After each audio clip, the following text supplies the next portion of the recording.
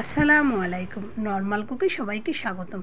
আশা করি সবাই ভালো আছেন। আমিও আল্লাহর রহমত আপনাদের দোয়ায় ভালো আছি। আজকে একটা নতুন রেসিপি নিয়ে আসলাম, পৃথিবীর সেরা লাড়ুর রেসিপি। যে লাড়ুটা আমার মনে হয় কেউ খান নাই কোনো দিন, আর কখনও কেউ এরকম বানাইছেন কিনা অবশ্যই কমেন্ট করে জানাবেন। দেখেন লাড়ুর ভিতরে একটা গোটা, লাড়ুটা একবারে সাদা, তাই একবার হলে ট্রাই করে দেখবেন। আমি সেই রেসিপি নিয়ে হাজির হলাম, আর আমার মনে হয় এইটি বেস্ট রেসিপি। এরকম রেসিপি আগে কখনো কেউ দেখায়নি। এত সুন্দর সুন্দর রেসিপি দেই, কিন্তু ভাগ্যটাও অত ভালো না, যার জন্য ভিডিওটা ভাইরাল হয় না। তাই যাই হোক না কেন, আমি ভাইরাল হোক বা না হোক এটা আল্লাহর হাতে। তাই দেখেন আমি এখন নিলাম নারিকেল কুড়িয়ে নিয়েছি, 2টা নারিকেল। এখানে কোনো নারিকেল বাটাবাটি লাগবে না। এখানে চিনি নিয়েছি, আর এখানে গুঁড়া দুধ, আর এখানে দেখেন নিয়েছি একটু লবণ আর 2 টুকরা এলাচ। আমি সব কিছু এক জায়গায় করে নিয়েছি। আর ওই গোটাটা ওটা কিনতে পাওয়া যায়, ট্যাঙ্গারাডি আমাদের এখানে বলে, আটা দিয়ে বানানো। আর আপনারা ইচ্ছে করলে আটা দিয়ে বানিয়েও নিতে পারেন। আটা দিয়ে বানালে আর কি মানে ছোটো ছোটো হয়। তা আমি এটা অর্ডার দিয়ে বানানো, নিজে বানাইনি, গোটাটা কিনে আনা হয়েছে। যার কাছ থেকে আনছি তাকে বলছি ছোটো ছোটো করতে। তো এখানে দেখেন 2টা নারিকেল কুড়িয়ে নিয়েছি আর কি। কোরানিতে আপনি যেভাবে কোরান সেভাবেই কুড়িয়ে নেবেন। এটা কোনো বাটা লাগবে না, কোনো কিছু লাগবে না। এখন আমি নিয়েছি দেখেন চিনিটা আপনার পরিমাণ মতন আপনি নেবেন। আমি আমার পরিমাণ মতো 2টা নারিকেলে যতটুকু পরিমাণ চিনি দরকার হয় ততটুকু পরিমাণে আমি চিনিটা নিয়েছি। এটা আপনারা অনুমান করলেই বুঝবেন। একটা বাটির 1 বাটি চিনি নিয়েছি আমি। এখন আমি ভালো করে চামচের সাহায্যে এটা মাখিয়ে নেবো আর কি। তা দেখেন মাখাতে আসি চামচের সাহায্যে। আর একটা কথা বলি, এখনও যারা লাইক দেননি একটি লাইক দিয়ে ভিডিওটা কন্টিনিউ করবেন। তা আমার মনে হয় চামচ দিয়ে মাখালে অত সুন্দর হয় না, যার জন্য আমি হাত দিয়ে এটাকে ভালো করে মাখিয়ে নেব। এত সুন্দরভাবে এটাকে মাখাতে হবে যেন এটার ভেতর থেকে রসটা বের হয়ে আসে আর চিনিগুলোও গলে যায়। তাই দেখেন আপনারা এভাবেই অবশ্য সুন্দর করে মাখিয়ে নেবেন সময় নিয়ে। আমি একটু একটু করে এটা মাখিয়ে নিচ্ছি। তাও অবশ্যই ধৈর্য ধরে ভিডিওটা শেষ পর্যন্ত দেখবেন। আপনি যদি ভিডিওটা দেখেন আপনি নিজে শিখতে পারবেন, এত সুন্দর একটা রেসিপি করে সবাইকে খাওয়াতে পারবেন, আর সবাই আপনার প্রশংসা পঞ্চমুখ হবে। সব সময়ের জন্য আপনার সাথে কাছে আর কি নতুন রেসিপির জন্য তারা বলবে। তো দেখেন আমি কিন্তু ভালো করে মাখিয়ে নিচ্ছি। তারপর দিয়ে দিলাম দুধের গুঁড়ো। এখানে 200 গ্রামের মতো দুধের গুঁড়ো নিয়েছি।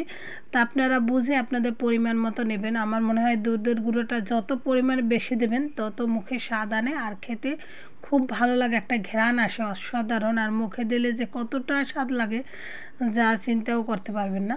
তাই দেখেন এখন কিন্তু আমি এটা দিয়ে আবার মাখিয়ে নিচ্ছি। দেখেন এটা কিন্তু ভিজে ভিজে লাগতে আছে, আর কীরকম একটু নরম হয়ে গেছে। তাই এখন আমি লবণ দিয়ে নিলাম আমার পরিমাণ মতন, আর এলাচের টুকরা 2টা।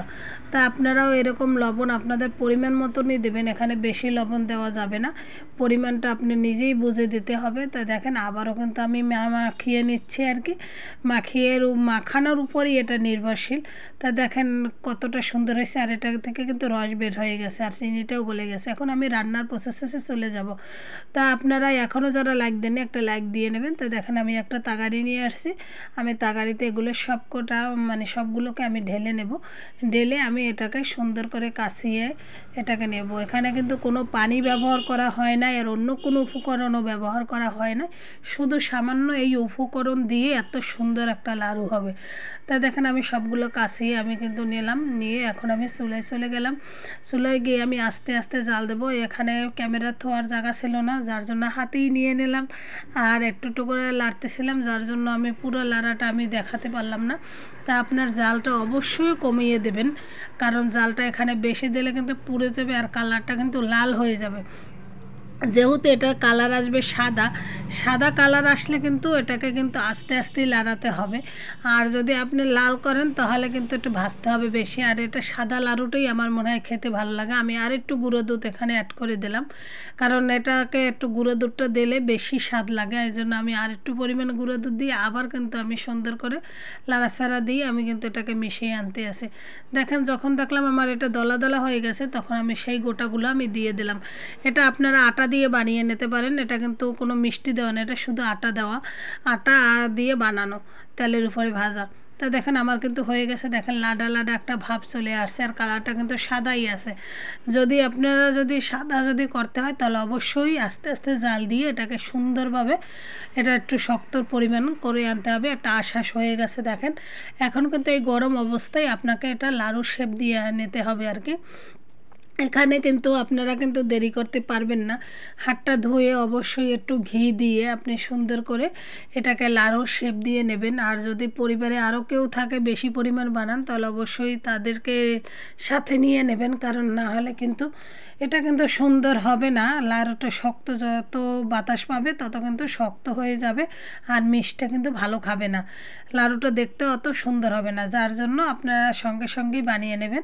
হাতটা একটু ভিজালে হয় কি, হাতটা ঠান্ডা থাকলে মানে মাখাতে গরম লাগে না, যার জন্য হাতটা একটু ভিজিয়ে নেবেন। এবার একটু ঘি নিয়ে নেবেন, আমার বাসায় ঘি ছিল অল্প, যার জন্য আমি অল্পই নিয়ে নিয়েছি। ঘিটা হাতে মাখিয়ে আমি এবার একটা লাড়ু শেপ দিয়ে নেব। দেখেন, তা আপনারা এভাবে করে নেবেন। ভিতরে অবশ্যই দেখবেন যে গোটা গোটা পড়ছে কিনা, এক একটা ভিতর 2-3টা করে গোটা দেবেন পরিমাণ মতন।